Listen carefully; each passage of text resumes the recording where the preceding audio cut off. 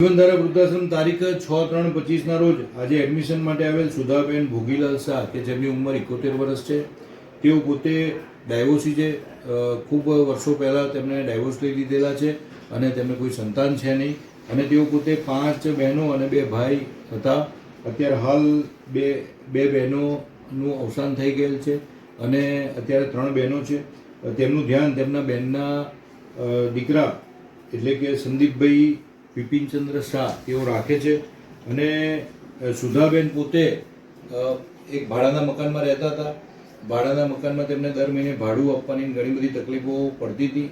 એમના સગાવાલા તેમને મદદ કરતા હતા, પરંતુ હમણાં હાલ તેમનો ખર્ચો વધી જતા તેઓ પોતે હવે આર્થિક પરિસ્થિતિ નબળી હોવાથી તેઓ પોતે હવે ભાડાના મકાનમાં રહી શકે તેવી પરિસ્થિતિ નહીં હોવાથી અને તેમને પોતે પણ અત્યારે હાલ તેઓ પોતે અસર થઈ જવાથી તેઓ પોતે રસોઈ પણ નથી બનાવી શકતા અને જીવનધારામાં કે જેઓ એકલા જ છે, જેમને એકલી દીકરીઓ છે, જેઓએ લગ્ન નથી કર્યા, જેઓ ડાયવોર્સી છે, જેઓ એબનોર્મલ છે, આવા વડીલોને અને જરૂરિયાતમંદને પ્રથમ પ્રાયોરિટીમાં એડમિશન આપવામાં આવતું હોય છે. તો સુધાબેન પોતે અહીંયા એડમિશન માટે જે અરજી કરી છે તે અમારા ક્રાઇટેરિયામાં બેસે છે અને સુધાબેન પોતે શું કહે છે તે આપણે સાંભળીશું. સુધાબેન, તમારે એડમિશન લેવું છે તો કેમ લેવું છે? એટલે મારે શું, હું એકલી પડું તો પેલું શું કે ભરી સભા ચા કે તમે રસોઈ બનાવી શકો છો? પહેલાં હું કરતી હતી, પૂછી જો, પણ હવે મારી રસોઈ બગડી ગઈ છે. જો ભાઈ હું કહું, પહેલાં મારી રસોઈ સરસ હતી, જો હું મોઢે કહું, હમણાંથી એનું આ કર્યું પણ સાદું કર્યું, દાળ ભાત શાક રોટલી.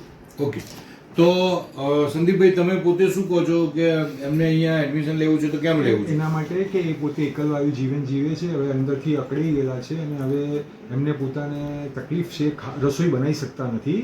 એટલે છે ને ઘણી વખત પોતે ભૂખ્યા સૂઈ જતા હોય છે.